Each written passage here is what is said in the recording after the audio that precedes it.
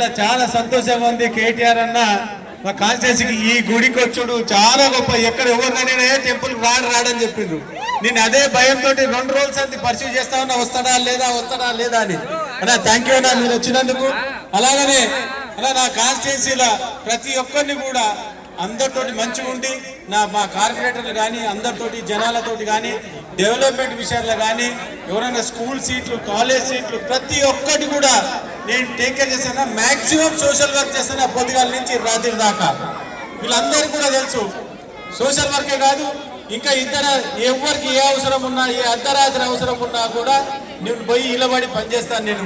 ఎందుకంటే మీరు నాకు టికెట్ ఇచ్చి నన్ను కేటీఆర్ సార్ నన్ను గెలిపించినందుకు హృదయం చెప్పుకుంటూ ముఖ్యంగా అన్న నా బాధ్యత నేను 100% జెన్యున్గా పనిచేస్తాను. నేను ఎక్కడ మీరు చేయ అట్లే మీతోటే ఉండి పనిచేస్తానని చెప్పి కోరుకుంటూ